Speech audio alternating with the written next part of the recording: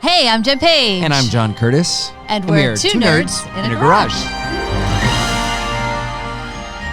Oh, man, babe. I was just thinking today, it's December, which makes me excited because it's Christmas time. You're lucky I didn't wear my Christmas shirt today. I'm going to save it.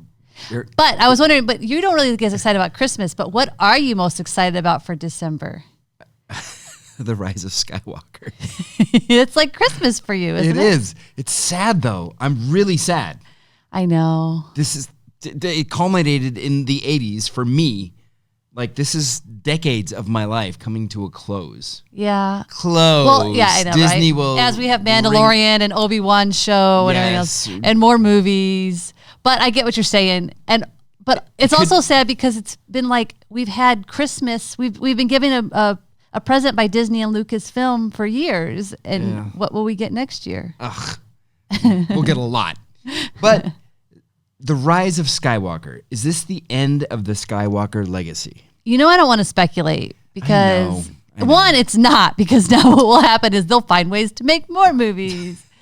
But I feel like after we watch that movie, we'll talk about that. We can break it all down. Okay, we're going to have a lot to talk about. But because of that, I was thinking back on all the movies we watched this year. And so we decided to give you guys each of ours top 10 movies that we've seen in 2019 so far. Yes. And now keep in mind, we are not critics, so we don't see a ton of movies. We maybe, if we're lucky, see new movies in a week. There are probably a million artsy movies out there that are amazing. And not even artsy, big blockbusters we still didn't see. That are not on this list. We are proud owners of the AMC Movie Pass. Yes. We love the A-list. So this is we maybe see one a week. This is just our nerdy list. Yeah. Well, mine's a little more cheesy romantic comedy. But. Really? Okay. Let's go. So you go first. Just list them out. Your top. Go from 10 to 1. Number 10, Shazam. Alita, Battle Angel. Booksmart. Spider-Man Far From Home. John Wick 3. Zombieland Double Tap. Aladdin. I know. Avengers Endgame. And my best movie of 2019, controversial, Captain Marvel.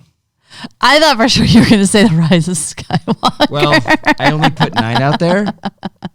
And my 10th best movie of 2019 is Rise of Skywalker. He hasn't even seen it. This is somebody who hated The Last Jedi. I put that there. I honestly need to believe that's going to be the best movie of 2019. But before that, though, Captain Marvel, best movie of 2019. Go ahead. What's funny is that some of those I forgot completely about.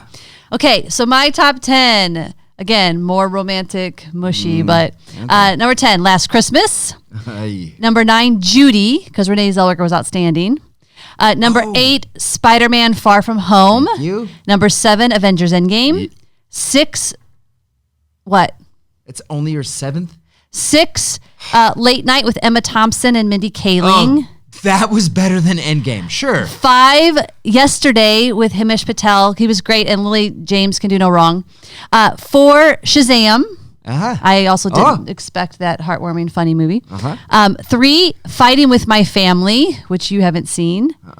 2, Dolomite Is My Name. He has not seen. We're going to get into that. I want to see it so bad. And my number 1 of 2019 so far is Downton Abbey, the movie. Gosh. Which you... Freaking... I can't even really talk about because he hasn't seen it yet, and I don't want to spoil it, but I will say that I had a smile on my face from opening credit until closing credit. I remember being halfway through the movie and thinking, this could go on for 4 hours, and I'd be totally fine with it. I'm a huge nerd for Downton Abbey. I know, and the fact that you haven't seen it and in the theater is really sad. I finished the whole series. It's one of the best things I've ever seen in my life. Haven't seen it. I need to see it. So you put Zombieland Double Tap on your list. I was like really let down by that. What? Yeah. I really want to get to your Endgame placement. Okay. I don't like... It's a superhero movie. It's not like this moving magical... You're talking about the culmination of 10 years.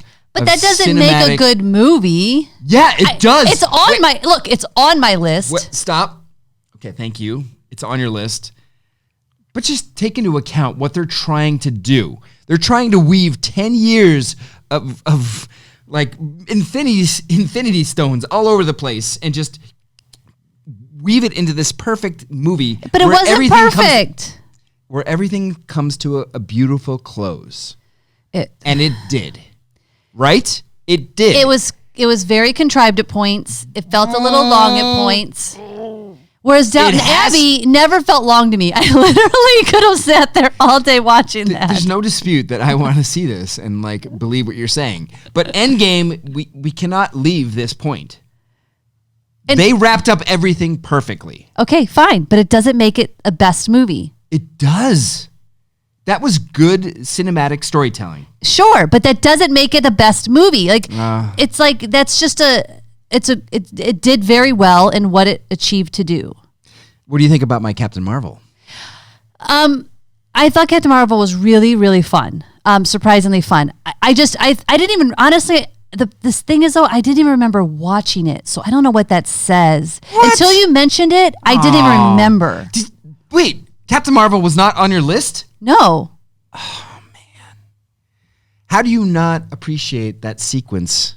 I didn't say I like it. I liked it a lot. It's weird that I didn't remember it existed. So mad. What else? Like you had something else on your list that was controversial. Can I see your list again? Yes.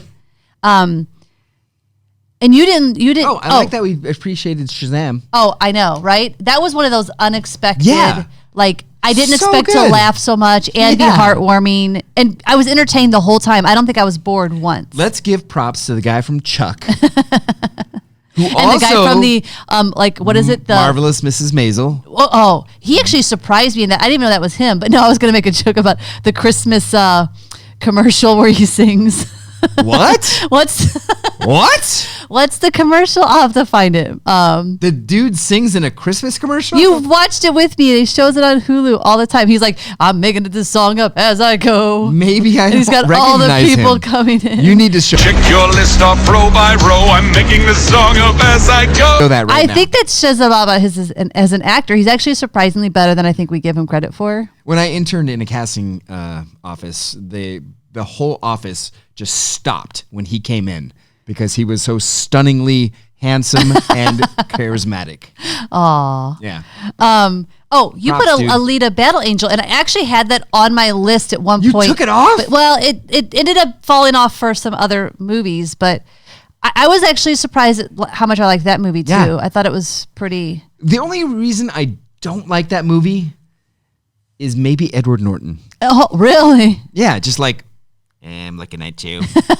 I'm looking at you. Were you disappointed at the end feeling like they were setting up a new one, or were you like, yes, there's going to be more? Well, I feel like they had this whole like rollerball experience that wasn't hashed out in comparison to the rest of the movie. Yeah. And they're like, Alita. Oh yeah, you do rollerball. And that's the way the movie ends. Yeah, there was some weird stuff, but I liked it ultimately. But you scoffed at Late Night. I thought you liked Late Night. I mean, it was super. Well, it's very much a women empowerment movie. Well, I so maybe dudes that. aren't into it. Hey, Emma Thompson was fantastic. Yes, as always. Agreed. I don't think it was one of the best movies of 2019. I'm not normally a Mindy Kaling fan, and I really enjoyed watching her in that film. Me too. Totally amazing. I think what a lot about of people, Booksmart? You don't even register that? Everybody loves Booksmart, and I'm not going to shut up because I do think it's a great film. It's like I don't want to compare it to The Hangover, but for now I'm going to call it like The Hangover for women empowerment or something. But that's the worst comparison. I know. I'm trying to think of a good comparison. Okay, I didn't watch The Hangover. I don't like those stupid movies. So wait, you compared it to a movie you did not watch. But the point is, it's like they're traveling through the night. There's a bunch of going on. There's drugs and alcohol, and there's things happening that they have to get through. What I did appreciate was that the leads were not typical leads. That the story wasn't a typical story. It was the women were allowed to be best friends. Yes, they were allowed to be smart and like. I just lightsabered myself. Lightsaber. So that hurt. The two women, the two teens, I guess. You know the premise of the movie, right? Of course, I watched it. Oh, okay. So yeah, it was great. So you've been having this whole argument with me and you didn't realize I watched it? I didn't think you watched it, yeah. I told you I watched it. Yeah. I watched it. It was like I bought it on streaming because I did want to support Olivia Wilde and what they were doing. I am also on that note, stop trying to get free movies, you cheap. Lightsaber yourself. I know. Just do it. Just do it. Do we have to lightsaber bastards? Because then we just had to do it twice. You got to do it twice. But, it's just filmmakers work really hard to do what they do. And some people go, it's a big studio movie. Yeah, no. But you know what? To get more women-driven movies with women leads and women directed, we have to pay for the freaking movie so they can, studios give a crap. You have to go out and see them. Yes, you have to go out in the theater and see them. But if you can't, stream it. You spend $5 on coffee, spend $5 on a movie. Okay, there's my soapbox for 2019. Right. But in Dolomite is my name. I want to talk about that one really quick. Yes. Oh, wait. Also, you haven't seen Fighting with My Family, and you need to see that. Here's the thing. Fighting with My Family is about... And who's in it? It's a wrestling family. Oh, yeah, with The Rock. And I wasn't going to watch it because I was like, I can't care about wrestling. This is stupid. Freaking Rock. Well, he's only like cameos. But oh, really? This girl in it is so good. The story is so good. The family element is... It's actually this really heartwarming and funny movie that you are going to like...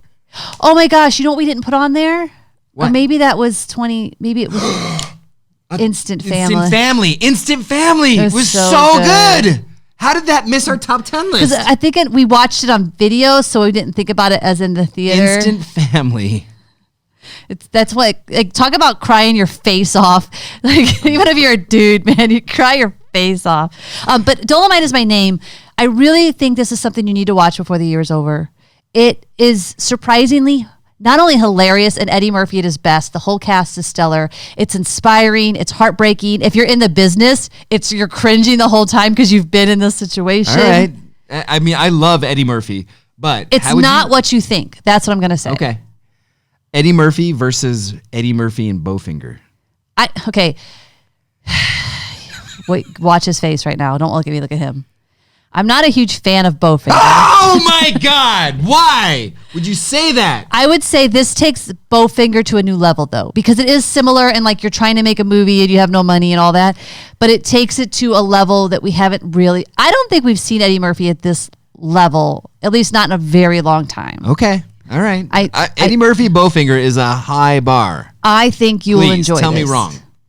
So you know what? How about you watch before the next episode, before our next cast, watch Dolomite, and then let's talk about if you liked it better than Bowfinger or not, done. or similar. Done and done. Okay, great. Okay, so, but you guys, what are your favorite movies of 2019? Is there something that we haven't listed? Is there something that we must see? Sure, there's something we missed. Seen? Please tell me. Yes, because I want to make sure we try to catch some things at the end of the year. Okay, now on the note of movies and Rise of Skywalker coming out. I have another soapbox I want to get on. Stop freaking spoiling movies. No spoilers.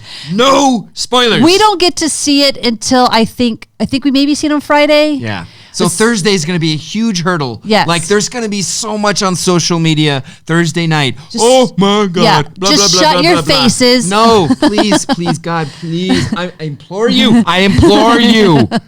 Do not talk about it. But that, you know what? Here's the thing though. Spoilers have ruined some of the biggest movies ever. John, I want you to tell them your Sixth Sense spoiler. Now, remember Sixth Sense and how huge this twist was for us? Let's be good humans right now and say spoilers for this movie. And also, if you haven't seen Sixth Sense now, sorry, you already know the ending. Okay, go. We're only going to talk about things that you would have already seen and are years old. There's Sixth Sense spoilers coming up. So this is what happened to me in college. We were watching The Sixth Sense. In the theater. I'm with my buddy, my Bishop fishing trip buddies in the first row because we got tickets late. And halfway through The Sixth Sense, my friend Jason Smith turns to me and he goes, I think Bruce Willis is a ghost. What a dick! What? Why would you do that to me? That ruins the whole twist. You didn't get to have the Sixth Sense experience. Where we all went, oh my God. Literally halfway through the movie, he goes, yeah. Yeah, here's the thing. Sometimes I figure things out a lot too because I'm a filmmaker.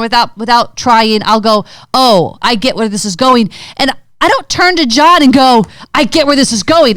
In case he doesn't figured it out, I want him to have. You might have figured it out, but I don't want to I wasn't a big spoiler snob before I met you. You're welcome. No, like I appreciate it now. Like I really like I haven't watched the Rise of Skywalker trailer at all. Oh, okay, wait. He's been in trouble. I haven't watched the trailer at all because I don't want any imagery. I want to just go in there and enjoy this journey because trailers give away too much. And I need to see it though. Trying to be he'll watch a trailer like literally it'll come out and he'll have watched it 10 times in the first 10 minutes. Rise of Skywalker trailers, bawling. Both, the first one, second one, just crying tears. Like so it has trying to be sweet and share this super sweet Christmas commercial with me. It was a Christmas commercial. Oh my God! He sends it to me, and he watches it. I'm watching it, and all of a sudden I realize the images that are flashing in between these cute little kids doing this thing are freaking Rise of Skywalker's images. I know. I turned it off finally, so I didn't see the whole thing. Sorry. I was genuinely so angry. Enraged. I was like texting him with angry emojis and like. I don't think you realize. No, I do, because I get really mad too. Like, no, I don't think you realize when you sent it to me. Oh, okay. So, full disclosure, we watched the first Rise of Skywalker trailer together. The teaser. The teaser. I wasn't going to watch it, but he was in tears and like needed emotion. I was like his emotional support animal. I was in like super tears. It's the one where... Spoiler. Well, it's the first teaser, basically. Yeah, it's the one where Rey like flips up across the TIE fighter. And anyway, we watched that together. So I thought in this commercial, she had seen everything I saw. But there were a few scenes from the new trailer that I there's missed. A particular image in mind that I can't get out of my mind. It's so frustrating. Okay, so another spoiler that happened to you was huge. And Walking Dead, right? I was so mad. Walking Dead. Yes. Okay. I was so mad when this happened that I was like, tell me who posted that. I wanted to go to his friend who posted that and freaking literally beat the crap out of him. Yeah. And he would not tell me who posted it. I did, but I did unfollow that person because it was so enraging. Okay, spoiler for Walking Dead. It's the season with Negan. Yes.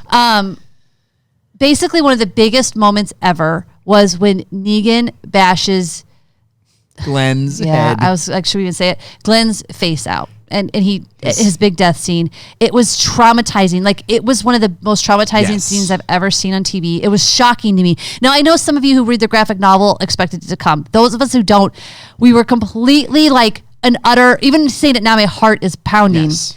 He hadn't seen it yet. I had not seen it yet. So this is what I'm scrolling.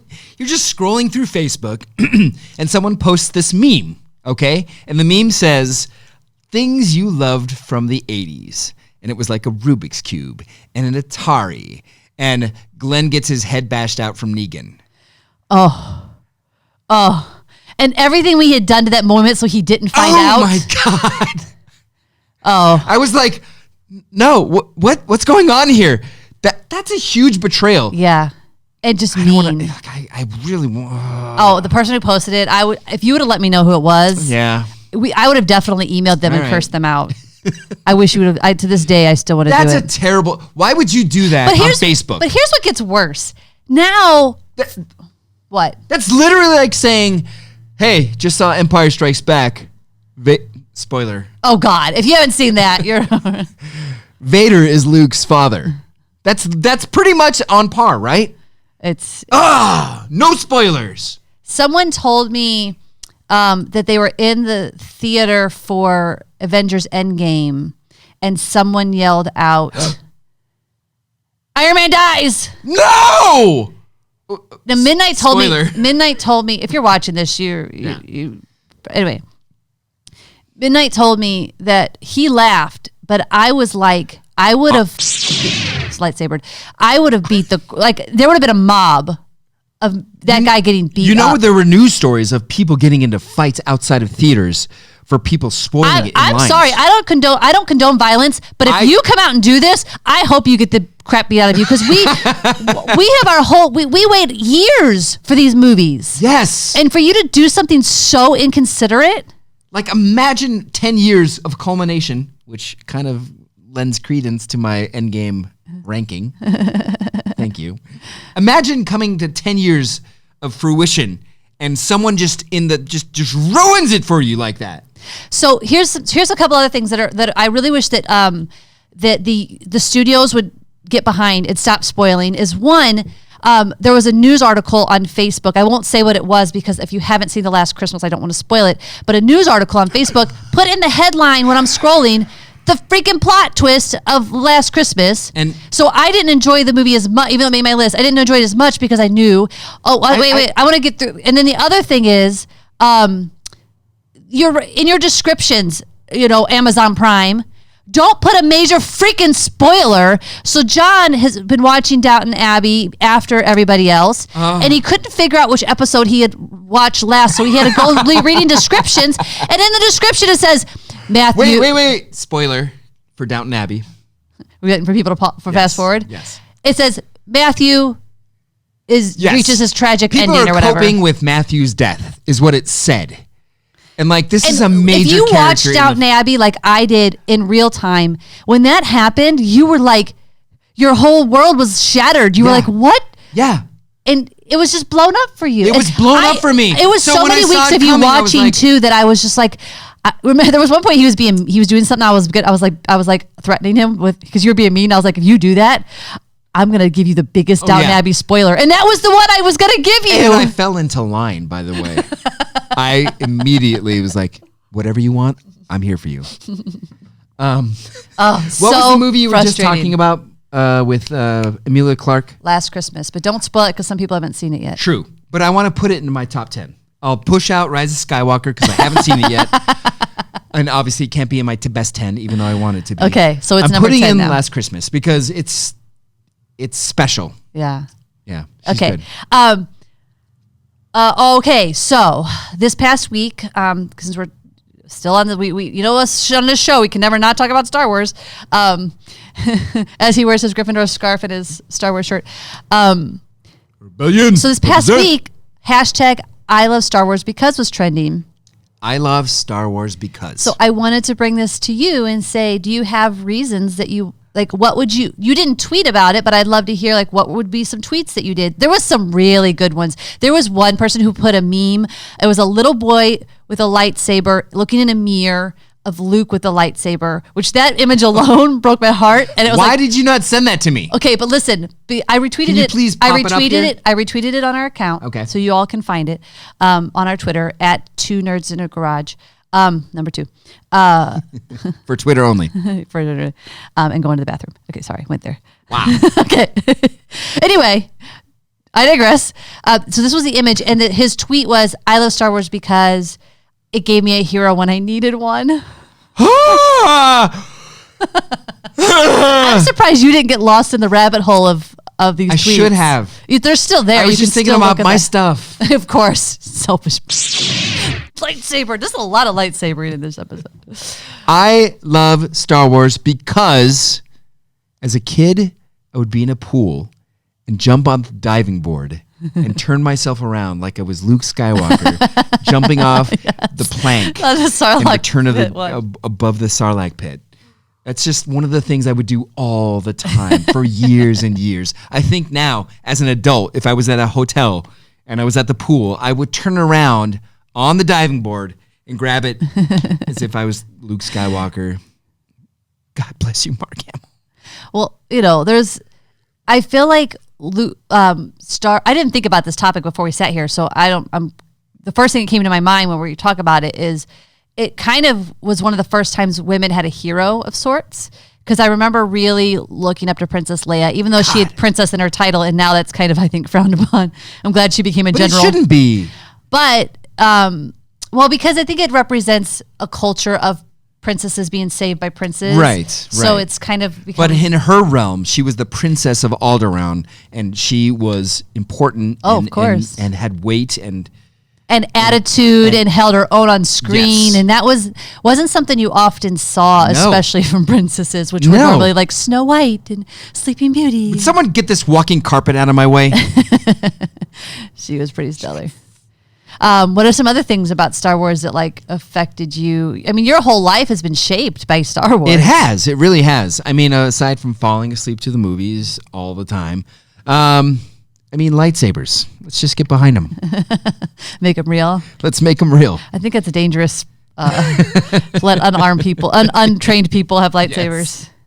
But I also think like the essential message of rising up against tyranny is... Well, in my world of filmmaking, they use A New Hope because that's like the most quintessential hero's journey ever. Farm boy becomes a hero.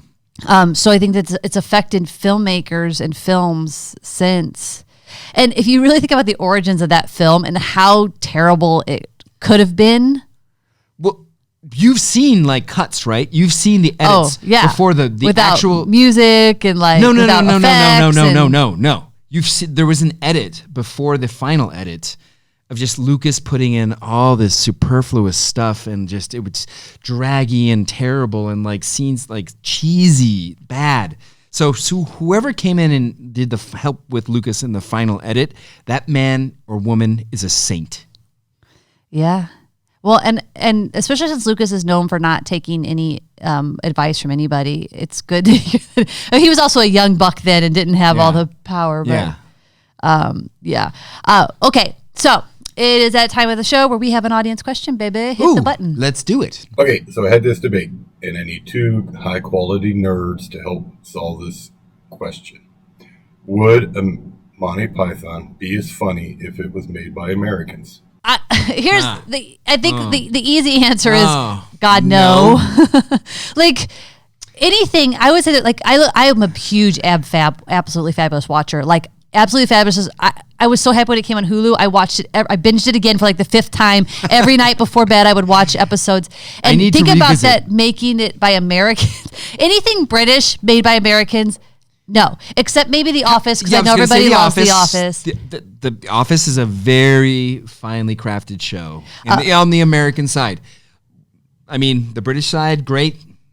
Come on. But there's some. But Monty Python is the same with Ab Fab. There's such a specific kind of humor. I could never see Monty Python and the Holy Grail done by like a reboot or remake. That just makes me cringe. What are some of the famous lines? Give them as like a American. It's just a flesh wound. No, you get that as an American. Oh, it's just a flesh wound. No, you were still kind of British. You can't do it. It's just a flesh wound there, partner. Stop it. See, no, we ruin everything. God. I almost lightsabered. But how many things have been done from British to American and have actually worked? The Office is the only thing coming to mind. Maybe you guys out there can think of others I'm not remembering. How about this? So what's a quintessential British story? Pride and Prejudice. Okay. Done a bunch of times on the British side. Yes. You think it could be done on the... Well, I think people have made iterations of Pride and Prejudice, especially like all those Disney or all those Hallmark movies that I watch at Christmas. Yeah, the haughty guy. No, but I'm saying like, could Pride and Prejudice be derivatively translated into an American experience? Would you still use the same dialect? I mean, the same language? Yeah. Oh, you couldn't do it the same language. That'd be weird. I think you'd have to definitely change the language. Accepted. I have some weird news of the week this week. So, I purposely didn't send you this week, this past week, because I wanted you to know. I wanted Bring you it. to see. I'm scared. Scientists get the green light to create human-animal hybrids in Japan. What? No, that's ethically wrong. That's terrible. I agree. So what's happening is what they're saying is basically you could use the stem cells to help human people. But yeah, there's so many things wrong. Brain is breaking. Also, have we learned nothing from science fiction movies? You can't make human animal hybrids. It's weird. It's freaking terrifyingly weird. So there could be like a half dude, half dog. I'm going to put... Wait, is that what I just said is right? Yes, but the thing is, I think they would use more like pigs because they have certain... Why would someone be a pig? Well, because they're not trying to... So why would you be a bear? They're not... Maybe I would be a half human, half bear.